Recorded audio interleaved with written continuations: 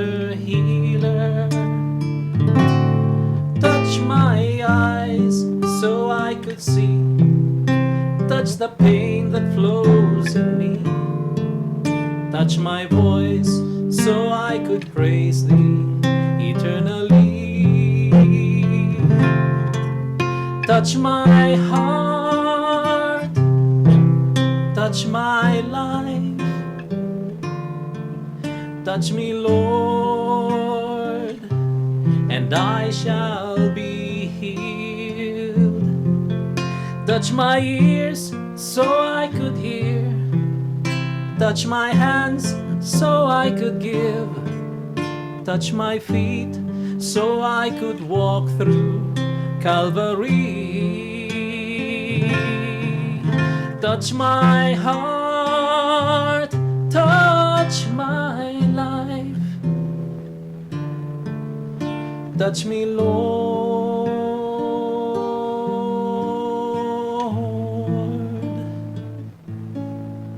and I shall be healed.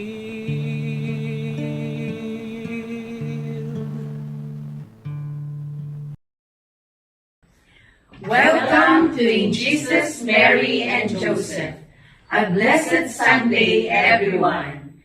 Happy Barrio Day. Kakabsat, ada kami mananan niya. Today is the 1st of September and it is the 22nd Sunday in Ordinary Time.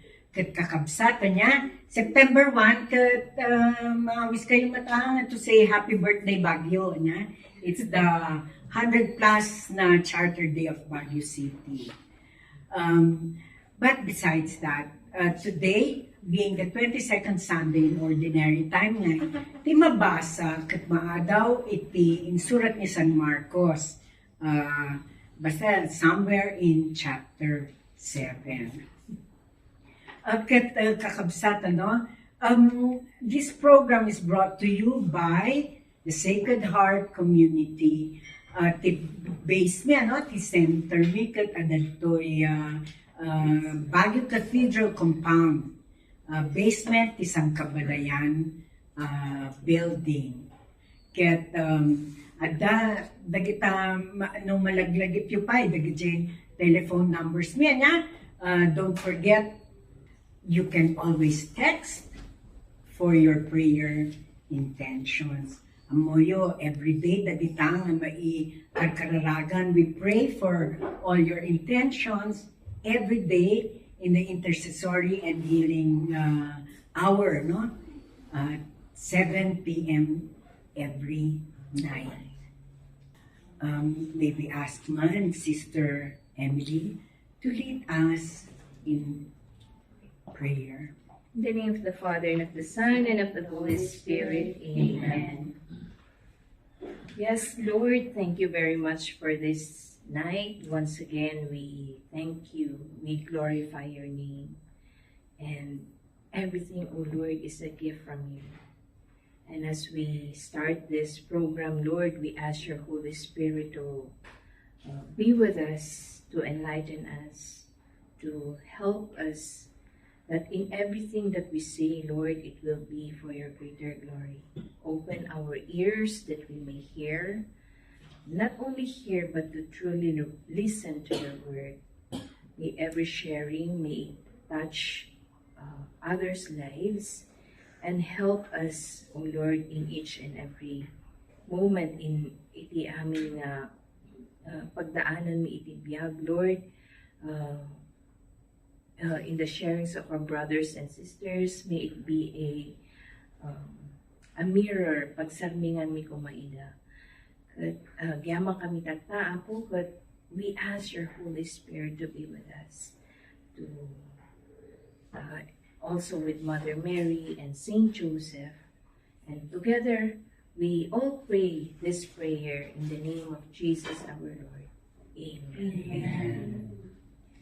Brothers and sisters, lalo kadagitoy dumdumngeg na ipalatid kanyami na hanla ang daytoy nga may isang radyo program na sao tayo lang sao, again na istorya, again mo.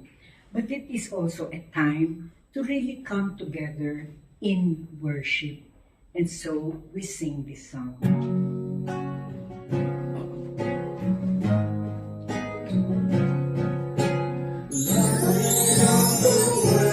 You step down into darkness, open my eyes, let me see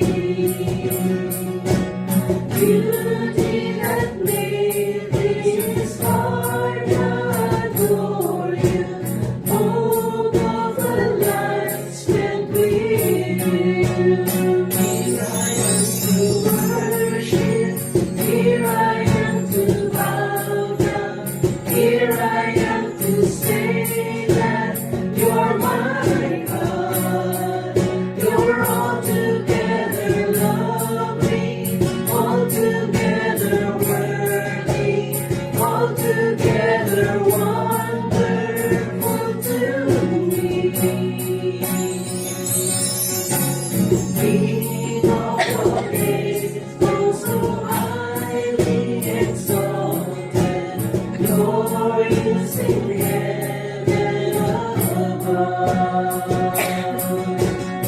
Only you came to the earth you created, all for love's sake became born.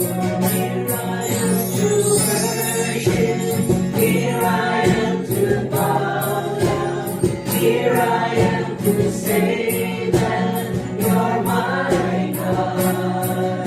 You're altogether lovely, altogether worthy, altogether wonderful to me. I'll never know how much it costs to see my sin upon the cross. I'll never know how much it costs to see my sin upon the cross. Here I am to worship, here I am to bow down, here I am to say that you're my God. You're altogether lovely, altogether worthy, altogether wonderful to me. Here I am to worship, here I am to bow down, here I am to say that you're my God. You're altogether lovely, altogether worthy, altogether wonderful to me. Because we have the loving, merciful, and generous God. We give Him words of praise.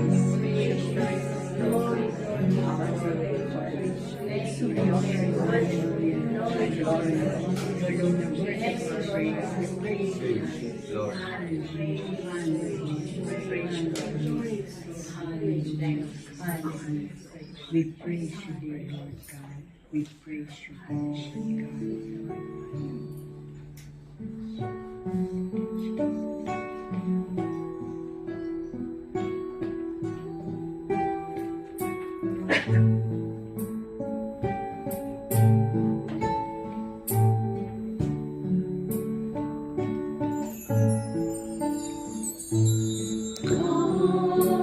Holy Spirit, I need you. Come, Holy Spirit.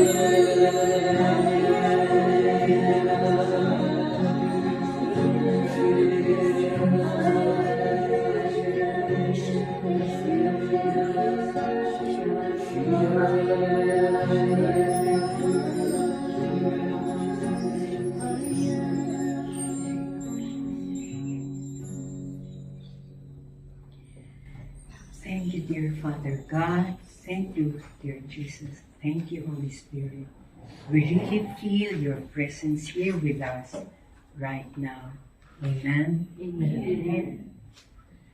I get kakabsatan niya. We come to the part of the program where we do J reflection na niya, J basahan tayo manan, J gospel reading for this day, and then iti experience tayo na agkakabsat, i-share tayo man no anyaman dagi J ma-experience tayo nga maibingay tayo na dagitoy at tungod ganito dagitoy agbuy-buya. Gospel reading for today is taken from the book of St. Mark, chapter 7, verses 1 to 8, 14 to 15, 21 to 23. May we listen to it in English. Sister Fem, good evening. Si Kaman, kung may basa sa English. Kamsa. Proclamation from the Holy Gospel according to St. Mark. When the Pharisees with some scribes who had come from Jerusalem gathered around Jesus, they observed that some of his disciples ate their meals with unclean, that is, unwashed hands. For the Pharisees, and in fact all Jews, do not eat without carefully washing their hands, keeping the tradition of the elders. And on coming from the marketplace, they do not eat without purifying themselves. And there are many other things that they have traditionally observed, the purification of cups and jugs and kettles and beds. So the Pharisees and scribes questioned him, "Why do you disciples not follow the tradition of the elders, but instead eat a meal with unclean hands?" He responded, "Well, did Isaiah prophesy about you hypocrites, as it is written, 'These people honor me with their lips, but their hearts are far from me. In vain do they worship me, teaching as doctrines human precepts. You disregard God's commandment, but cling to human tradition.'" He summoned the crowd again and said to them, "Hear me, all of you, and understand. Nothing that enters one from outside can defile that person, but the things that come out from within are what defile. From within people, from their hearts come evil thoughts, unchastity, theft, murder, adultery, greed, malice, deceit, licentiousness, envy, blasphemy, arrogance, folly. All these evils come from within, and they defile." The Gospel of the Lord. Praise to you, Lord Jesus Christ. Thank you, Sister Fem. Pakinggan din po natin, no, ang Ebanghelyo sa Tagalog. May we please ask Sister Mel?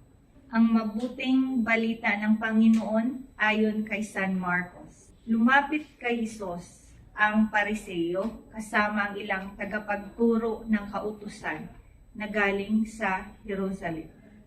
Nakita nila ang ilan sa mga alagad nila na kumakain ng marumi ang mga kamay dahil hindi nahugasan ayon sa kaugalian ng mga Hudyo. Sapagkat ang mga Hudyo, lalo na ang mga Pariseo, ay hindi kumakain hanggat hindi muna sila nakapaghuhugas ng mga kamay ayon sa kaugaliang minana nila mula sa kanilang mga ninuno. Hindi rin sila kumakain ng anumang galing sa palengke, nang hindi mo na ito hinuhugasan. Marami pa silang sinusunod na katuroang minana, tulad ng paghuhugas ng mga tasa, pitsel, sisidlang tanso, at mga higaan. Kaya tinanong si Jesus ng mga Pariseo at ng mga tagapagturo ng kautusan, bakit hindi sumusunod ang mga alagad mo sa mga turo ng ating ninuno?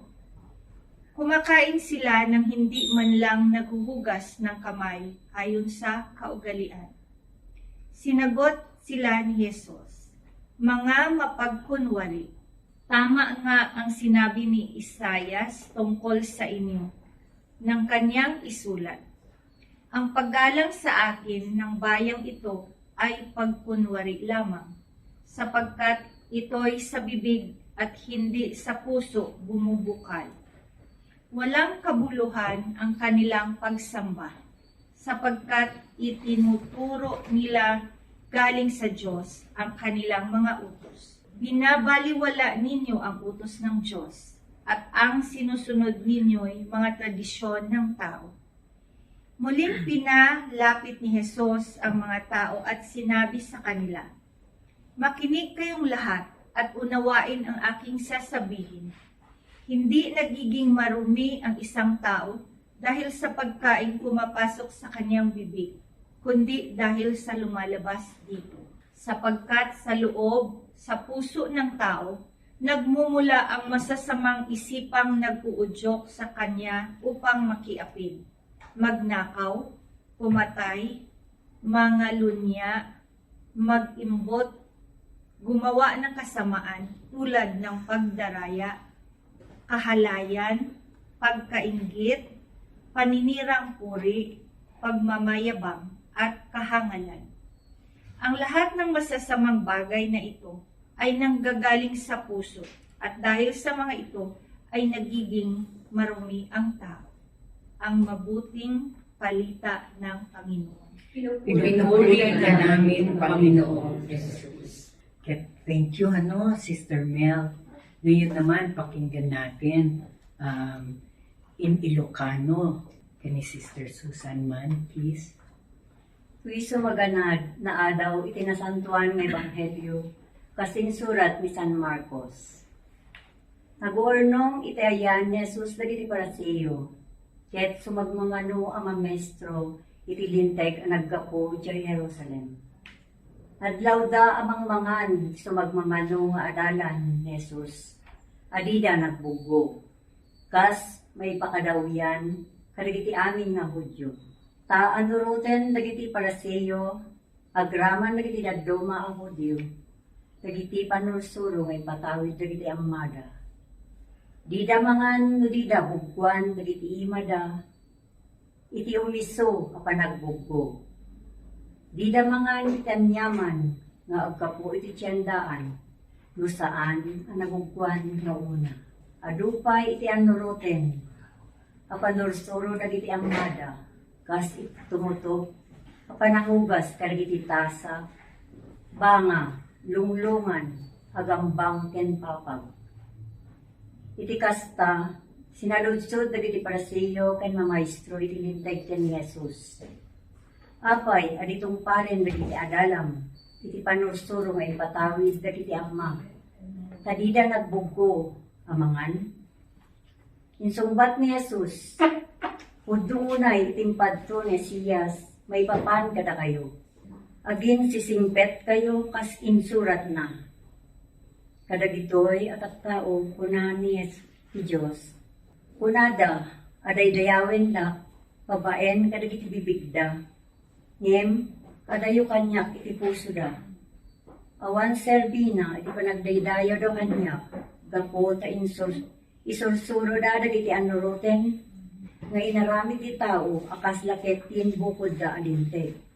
Binaybayan yon iti bilin ti Diyos, ken dagiti panursuro iti tao itungpalen niyo. Pinaasideg manen ni Jesus dagiti kat tao, ket kinunana kadakwada. Dumngeg kayo amin kanyak, ket amirisen nyo analaing daytoy. Saan ati pauneg iti tao, timang tulaw ken kuana. Nudiket dagiti agtaod iti puso na. Tamanipod iti uneg iti puso ti tao, erumusing dagiti dapes a panunot a pagtaudan dagiti may kaliwas a bambanag. Akas iti panatiabi, panagtakaw, pamapatay, panakikamalana, panagagom, kenda dumapay akita iti kinadakes, panangalilaw, kinaderrep, kinaapal, pamadpadakes, kinapalangguad, ken kinamaag. Agtao iti puso ti tao amin dagitoy dakes sa bambanag, ket isuda iti mangtulaw ken kuana. Ti ebanghelyo ti Apo. Dayaw ti maypay ken ka, O Kristo. Ay, kakapsat, napaka ang lalim no English. Pero nung binasa sa Tagalog at saka sa Ilocano, at sumra ka, ijay mo nga talaga nga maawatan. Iso nga napintas jay ko, jay Quati Department of Education na mother tongue. Kasi doon mo talaga may intindihan, nung English kasi talaga dahil pero yung in the vernacular, it became clearer. I'm talking for myself, And dito, makikita natin, andyan si Jesus, alam natin, napaka-amo niya, He's a very humble person. He's down to earth and quiet. Pero, anyangay tinangyari, He spoke the truth about the Pharisees. Ano yung sabi? Mga hypocrite. Mapagkunwari. Sabi niya, mapagkunwari. Sa sa Ilocano, pangmarang.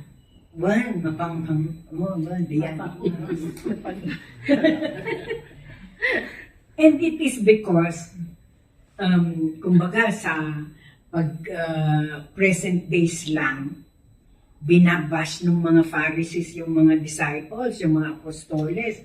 Kasi, hindi pa noon COVID, pero sabi nila, kailangan nagugas ka na ng kamay. Ang dami nilang restrictions. Sabi ni Jesus sa kanila, ay nako, kayo, every minute, every hour ba namin nakikita na pagdating nyo dun sa bahay nyo, yung mga gamit nyo, talagang pinipurify nyo pa. Diba? Dinidisinfect nyo ba talaga? Diba?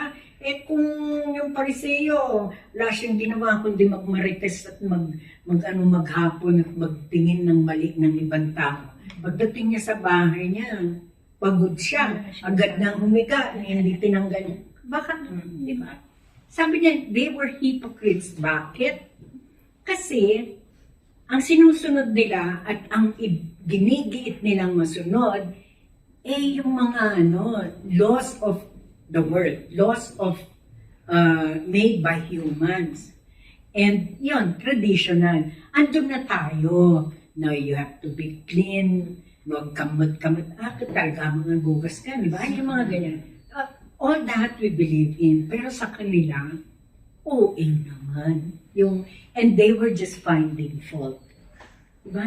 Yung parang, ang dami nilang ginawa ng mga actually na mga laws, mga rules, ganyan na instead na magpagaan sa buhay ng mga followers noon ni Christ, ay ni God, mas lalong kasi parang, di ba, parang 10 commandments lang naman yung binigay niya, tapos yung mga law ni Moses, pero ang dami nilang dinagdag doon. Oo, kaya, anong sabi ni Jesus, kayo yung itinutukoy ni Propetang Isaias, sabi niya. Kayo yung mga tao na, yung ino-honor niyo lang ako, lip service lang. Yung I adore you, Lord, I worship you, Lord, I love you, Lord. Pero lahat lumalabas lang sa bunganga nila. Pero nothing from their heart. Kaya yung pag-worship na yon in vain, walang katuturan. Tapos, ang alam lang nila, yung own human laws na ginawa nila, na hindi naman yun ang talagang law ni God.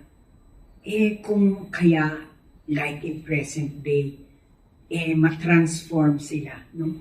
Transforming. Mag-LSS din sila, no? Ano kaya ang magiging pagka may change of heart na sila? Siguro ang sasabihin ni Jesus sa kanila, your worship of me is holy because you truly embrace my divine will in your life. Pagka ikaw talagang ang sinusunod mo, yung mga, gaya na sabi ni Sister Emily, yung the 10 Commandments, and then yung dalawang, the greatest commandments of all, loving God above all, and loving neighbor. Kung yun ang talagang isa buhay mo, di ba? Kasi may nabasa ako, hindi na kailangan kung minsan, lalo na sa mga hindi marunong magbasa, yung mga hindi naririnig ang ebanghelyo, hindi kailangan ng Biblia. Kung meron mga tao who will show them the way through the lives that they live. Amen. Amen. Di ba? Yung, naalala ko tuloy si Brother Paul, lalo na si Brother, no? Yung people who we have been looking up to, na talagang having lived lives worthy talaga of heaven, no? Tsaka yung sasabihin din ni Lord, the honor you give me with your lips flows from your pure heart of faith and love. How many weeks ago, naisulat ko, no? One of the things I am grateful for is being able to come to a community that teaches faith and love. And it is the opportunity to meet Christ-like people. Oo. Getting to meet Christ-like people. Oo, talaga naman na yung, gaya na nasabi ko, yung mga buhay na talagang ang sinusunod, ang mga utos ng Diyos at hindi utos ng tao. Marami kasi kung minsan yung conversion na nangyayari, not because of siguro yung iba because of yung nababasa nila or what, pero mas marami or mas makakahikayat ka people going back to God through your actions, through your kung paano mo pinapakita ang pagmamahal sa iba. Sino ba yung nagsabi nun? Pero sabi niya, si Keith Nestor, he was one of the parang Protestant doon sa US, no? Nag-convert siya sa Catholic because of yung mga Catholic na nakasalamuhan niya. Na hindi sila nag-open ng Bible na ito, ganyan, ganyan, hindi ganon. Pero by their actions, by their works, kung paano sila makisalamuha sa iba, yun yung sa kanya to know more about the faith. So, tama yung, yung sabi nyo nga, yung hypocrisy kasi kung minsan, in my own, baka meron din akong iniisip ko nga, meron din akong ganun. Baka pakitang tao lang, or it is not actually a God-centered service, or yung gagawin mo, pupunta ka doon, mag-serve dahil mahal mo si Lord, ganyan. Pero kung minsan, di ba, there are times na ang hirap-hirap mo ring pumunta, drag mo talaga ang sarili mo. Kung minsan, kung halimbawa napagod na, ganito na naman, ganyan. Pero, ito, nire-remind ako ni Lord dito na, maybe I have that moment din na nagiging hypocrite in a way sa mga gawain. Pero, God is always opening a door for me to go back. Hindi porke nagkasala ka na or nagkamali ka, wala nang chance, ganyan. Pero the Lord is compassionate and merciful. I have just to go back to Him and to really swear na, Lord, my service for you is because I love you. Amen. No, tama yun, Sister Emily. No? God is a God of second, third, fourth, fifth, sixth, infinite na chances. No? Madapa ka, dyan agad siya. Guys, sabi ko, reminder, no? Nung una, kinukurot ka pa lang ni Lord. Ay, ako, sa buhay ko. Yung mga una, kinukurot-kurot ako, hindi ko siya pinapansin. No? Binatukan ka na. Binatukan niya ako. Ay, nadapa ako. Natanggal yung helmet. Natauhan ako. Na talagang, ito ang klase ng buhay na dapat magkaroon ako. Hindi isang buhay na sumusunod sa kung ano ang meron ang mundo, pero isang buhay na sumusunod dun sa will niya, dun sa gusto niyang buhay na dapat magkaroon ako. And yun ay isang buhay na hindi lamang panlupa, yung buhay na yung we look forward to, no? A life in His kingdom. Dapat lang talaga, no, maging basis ng ating buhay, God's will. Amen? Oo na, yung mga turo niya, yun ang ating maging pundasyon. Ang dami ng established truth sa Bible, meron na rin yung mga teachings ng church, ano na? Catechism of the church. Yung mga ganyan. Yun ang dapat natin sinusunod. Yun ang dapat natin laging isa puso at gawin. Tapos, kung habang isinabubuhay natin, yun nga yung sabi mo, no? Na, kakabsat, daytoy talo nga kwan na kadwami tata. Ay nakit, madamdamakit ipashare ko man kanyada niya. I-istoryak lang. Konting synopsis, kumbaga. Nubangpan kayo katedral, ay nakit kinanayan yung makita na ito Nga, check ko namin garod. Minsan, ang buhay, talaga namang pwede ka naman dalhin sa kung saan na doon mas maging kumbaga simple ang iyong everyday life. Pero God works in mysterious ways. God works in ways that we do not understand. I am sure, mamaya ipapakwento natin. They are doing the will of God in their lives. They are serving the Lord through service in church. Sige man, pakiistoryayo man, kung paano yung naiiyak na si Sister Susan. Sige man, Sister Susan, surrender mo ka ni Lord tigag mo, to follow His will.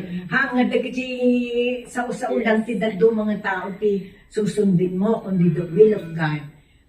Kasat nga nag-umpisa kan anya tayo aramidong time service of the Lord following His will.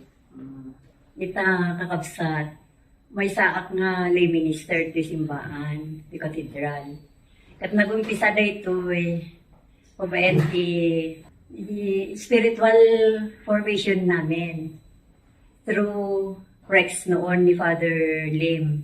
Kinuha na kami ti Prex 3 days. Sinaminar na kami. Pero at the follow-up na pala na dyan 1 week ni Father Silo, Catechism. Theology yun. Para kaming na-enlighten lahat. Talaga nga nagkwatiri namin man nga kasi gayang kwati teachings ti ko namin. So Rijay, na anpigya puso mi nga agserbi kini Lord. Nga isutatta, nga isuti kakanayon mi nga araramidan. Manuhang kaming nga makapag-serve. Parang hindi kompleto yung pan namin. Kasi lang may ikwaman di system min na nga agsaserve lahat na agsaserve ni Lord for the glory of God. It's the will of God. Amen. Di ba? At ito sangit kasi si Susan. Pagsangit siya Ito, na-enlighten. No. Kita nyo. Nang nangro naman ni din, ada kami dito yung Sacred Heart nga may punta. Nakakita kami di parang light man. Nagtutuloy. Nagtutuloy lang sinisilaw. Itidalan mi. Praise God. Praise God. Kita nyo, no? At kabsat, kita nyo, Jay, ko na enlightenment. Nagato ti teachings niya no daduma, uray numan, hantay yung mapan kadagita nga seminar, no, dungag tayo iti radyo, dagay maisursuro, dagdag tayo ti DZWT, no? Yung mga kay Father Jeff, yung mga kay Father St. Vincent. Well, yung mga gano'n, Father Clyde. Oo, ganyan. No, at saka yung halimbawa, yung agbas-bas-basa tayo, o imbes nga no, TikTok, yung sa cellphone, ang puntahan mo yung mga may katuturan yung tungkol sa di ba, more enlightenment will come. Kat urayan da kayo, nga umay kayo mag-lay minister. Ilang kadali parishes wherever you are. O si Sister Mel naman kaya, o saan sa lahat ng ito? Good evening. Praise God at nandito din kami na punta sa Sacred Heart Community. Actually, ang nag-invite sa amin na mag-LSS si Brother Julio and si Susan. Kasi makasamahan din namin sa Philex. And nakikita kami nila na pag Sunday, nagmamas kami dito sa katedral. Mula nung nag-retire na kami dito sa Philex. So parang yung Sunday obligations, so parang yun ang nagiging routine namin aside sa bahay sa mga bata.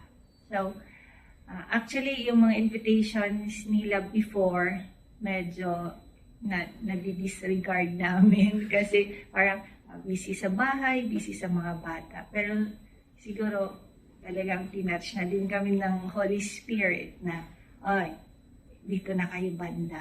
So yun, napa-attend kami sa LSS. Actually, ang 2 days na LSS, ang sinabi sa amin, mabilis lang yun, 1 day lang. Siguro kung sinabi na 2 days, baka hindi na naman kami kasi parang feeling namin na ang tagal namin sa bahay, yun, yung mga obligasyon. So, yun, napatuloy hanggang na-complete namin sa awa ng Diyos ang 2 days. So, doon ang start na-enlighten din kami. So, natuloy-tuloy namin ang invitation na a-attend ng prayer meeting every Thursday. Yon, sawa ng Diyos. Nag-start talaga kami na magampanan yung ganong activity. So, actually, nung una, medyo nahihirapan kami mag-adjust kasi yun nga, super attached sa obligasyon sa bahay. But praise God, talagang pinaramdam sa amin na mas priority, sabi ni God, mas priority ako. Kesa mga bata. Yes, kasi ever since parang na-happy na talaga kami din na nasa bahay na lang yung routine. So, mas nakaka-fulfill pala yung para na kay Lord. Yes. So, tapos, na-invite din kami na mag-cleaners every Monday. So, okay pa rin yun sa amin kasi para kay Lord. So, parang okay na yung mga obligasyon sa bahay, pwedeng to follow na lang. Basta unahin palagi si Lord. Yun. Then, adoration. So, nagiging active na rin kami na parang, ay, kailangan every Wednesday. Yung magampanan ngay, yung obligasyon, yung para kay Lord talaga. Not lang na, nung una siguro, honestly speaking, medyo masabi lang na nagampanan namin. Pero, dun pa parang, ina-analyze ko. Ito ba galing na sa puso? Or talagang para lang masabi na nag-fulfill kami? Pero, I'm sure, sure na talaga, na from my heart, from our heart, yung, yung focus, yung system. Praise So, yun. Thank you, Sister Mel. Praise God. Kakabsat, pati ako naiiyak. These are tears of joy. Alam mo yung makikita. Kasi we all went through this, di ba? Yung gaya na sabi ni Sister Mel, nung una, sige, para lang ma-fulfill mo yung dapat mong na parang mechanical, yun ang sinasabi. Pero gaya nung ending nung gospel reading, agtaod iti puso ti tao amin, di ba? It will, everything will come from the heart naturally, and that is what is happening to all of us. Good sister, Maikot lang, Sister Ambi, kasi nagiti guest tayo tata, they are actually a household. well, Dito, ito yung Sacred Heart at di magbagami nga household. Dito the Sister Susan, Sister Mem, and Sister Femia, they belong to one household. And dito, numaminsan, agiginuyod da. Iti, anamido niya kastoy. At itinulong kasya. Iso nga nagmayat no, adaka iti community nga, kasi ngay, jingay gawain for the Lord nga talaga. Haan nga, instead nga, sige, imasa tayo lang kapi in Starbucks. Kasi, why won't we do this something for the Lord? O kaslatata nga, umayda nga share para kada diti listeners, it is Jesus, Mary, and Joseph. Kat, adada dito they share their time, they share their talents, and talaga nga, ipakita da iti panagayat da kay ni Apo Diyos by their service to others. And kasamat kin ka, oray mo na sakit ti likod mo, sakit ti ulo, kat umay kalatay niya. So nga, we thank God. If we love God, ma-overpower na yung, di ba sabi niya yung hindi lahat ng pumapasok sa from outside is what is coming from inside, that will glorify the Lord. Hindi yung kung ano yung ginagawa mo outside lang. Kasi itong lahat ng ito, hindi na ito ginagawa nga pakitang-pakita, ganun lang, or for the sake of fun lang. Yung sabi nga ni Ate Mel, na para ma-fulfill lang, pero dahil sa pagmamahal talaga. Ayun. Sasabihin ko na rin, congratulations, Sister Fem. Siya po ang kanilang household mother. I guess kung wala din magandang pundasyon, yung mother ng household, mabibitawan din ang ang kanyang mga kumbaga anak doon sa kanyang household. And cluster 2 po kami, ang aming cluster mother, si Sister Emily. Yeah, you pray for me. Yung kumbaga, yung doon sa hierarchy na yun, doon mo makikita, kumbaga, di ba, na because we have somebody leading us there, na by example, gaya nga na sabi niya, lahat for the Lord. She has so many responsibilities, ganyan. But then she makes time to take care of the household heads and of the members as well. So, yun, Sister Fem, thank you and congratulations for a very nice household. Share ka naman. Share ka. Kasi halos sabay tayo. 17, 18 years in Sacred Heart. Year pa lang. One day ko imakila tayo. Reminder kanya nga dapat ipinagbiyak tayo. Di kinatayon nga we have the purity of intention. Kasi di ba, kunana, it is what comes from within. Kasi no purity intention mo, mayat iti kwang. Iso ti may pakitam iso ti rumuar na action mo. So, no pagarigan kaya't mo ti tumulong, ang asya. Hamo nga isisipon, di talaga nga tumulong ka. Kasi, kaya't mo ti tumulong, hanga day no makita lang ti sa bali. Dagito nga aramidon, kanya, kaslangay nga that's my answer. It's a way of giving back to the Lord for His love. Kaya ito nga maipakita, pasalamat ko kanya na inikan na ti mayat na biyag, indurong na iti faith community, Sacred Heart community, nga ang tuloy nga mold,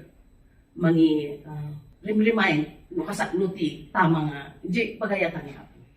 Nga dapat nga isa buhay. So nga, no tayo pinagserbi, kuna na, no lakit di amok nga talent ko, kano da oras ko, very willing nga sumurot. Kasi tama di tayo nga, kasi din ni Sister Emily, kuna na nga pa na, aglinti ko, Sister, kuna, aglita ka no di worship. Sister ako nga talent dahil ako no talent ko ang agdalawang isip ang agdalawang salita kasi talaga aminin tayo nga bawat may sa kanya tayo at kanya-kanyang talent tayo iso nga po na niya dyan na kanya sis very willing nga talaga ito kan ipuray Talaga naman, no? If kung nandun na yung foundation, we are able to follow His will, tapos we are able to worship from our heart, and then it will flow through our words, very extemporaneous na, no? And then our actions and in our tears. But this will never happen if we do not start with His divine law. Kung hindi yun ang talagang nagiging focus natin, ay wala. Gaya nga naman sabi ni Sister Mel, she learned na God should be the priority. Dapat siya ang sentro ng buhay natin. Sa Kanya nagmula ang lahat. Kaya, sabi nga ni Sister Fem, our way of paying back or giving back is paying forward. Paying forward how? Living a life that is Christ-like for people to see. And that is what will inspire them to live Christ-like lives themselves. Amen? Amen. Amen. So, Kakabsat, to do the will of God is surrendering. Surrendering to His will, giving up freedom to agkukut in the house, freedom to be taking care of whatever needs taking care of in the house. Di ba? Or being with friends nga. Kahit sabi ni Sister Emilia, tugaw lang, Starbucks ang kuyakoy. Let us live lives that will lead us to making kuyakoy there in heaven. And so we sing this song, I Surrender, pero yung version ni John Michael Talbot.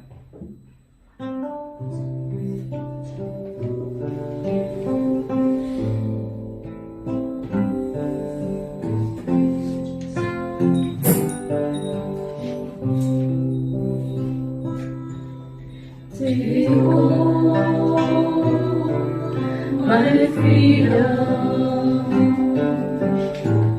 my liberty, my will.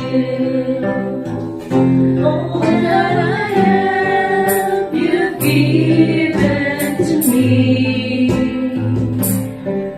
So I offer it up to you.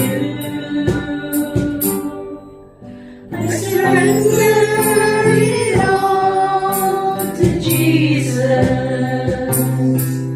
I surrender it all to God's will. I surrender it all for the kingdom of God. I surrender my life, my own. Your grace and your love are enough for me.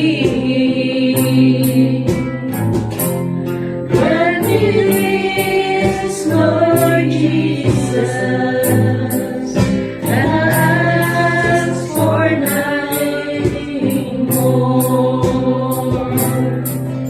I surrender it all to Jesus.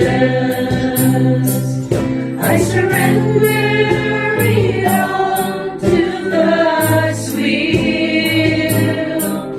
I surrender it all for the kingdom of God. I surrender my life, my own.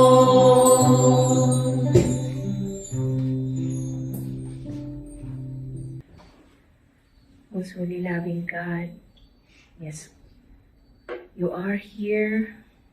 You know what is in our hearts. Yes, Lord, kahit hindi na namin sabihin sa iyo, alam niyo po kung ano yung nasa kaloob-looban ng aming mga puso. And yet, Lord, we come to you. But most of all, we come to you to ask for forgiveness. Because there were times, Lord, na we were like the hypocrites. We are so engrossed on what others will see, on what others will say about us. And we did not care of what you actually will see and say about us. Forgive us, O God.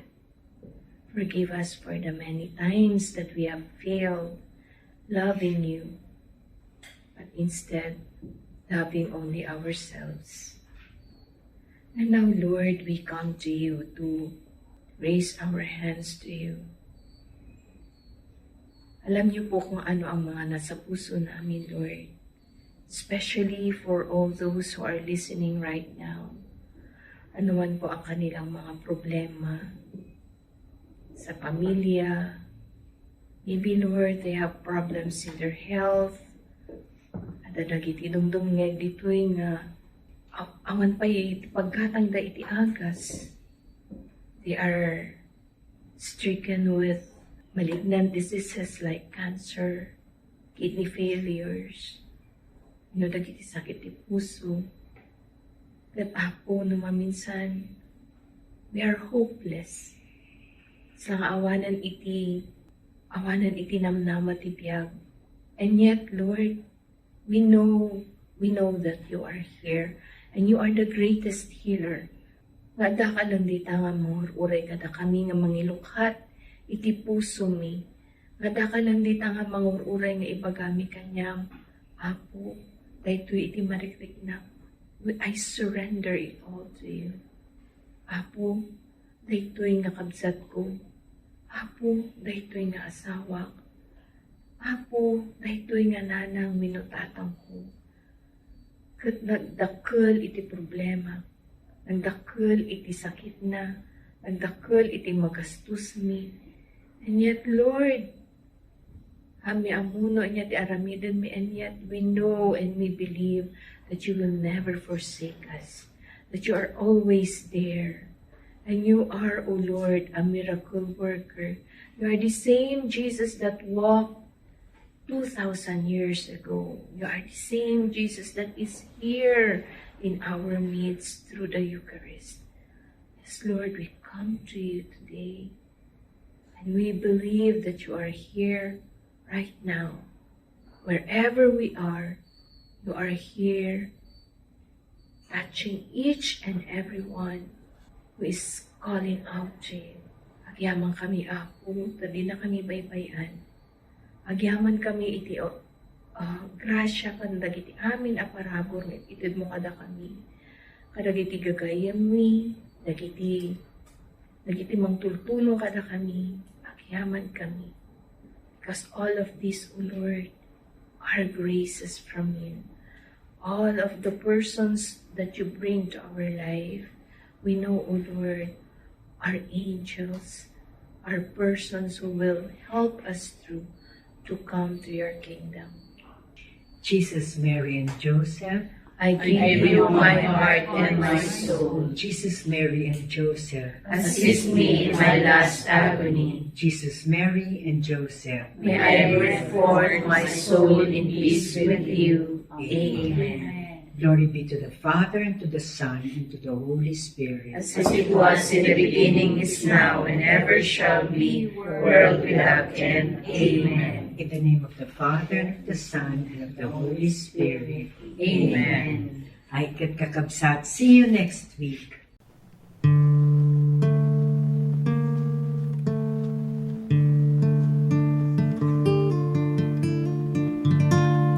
Touch me, Lord, for I am a sinner. Touch me, Lord, for you are the master healer. Touch my eyes so I could see. Touch the pain that flows in me. Touch my voice so I could praise thee eternally. Touch my heart, touch my life. Touch me, Lord, and I shall be healed. Touch my ears so I could hear. Touch my hands so I could give. Touch my feet so I could walk through Calvary. Touch my heart, touch my life. Touch me, Lord,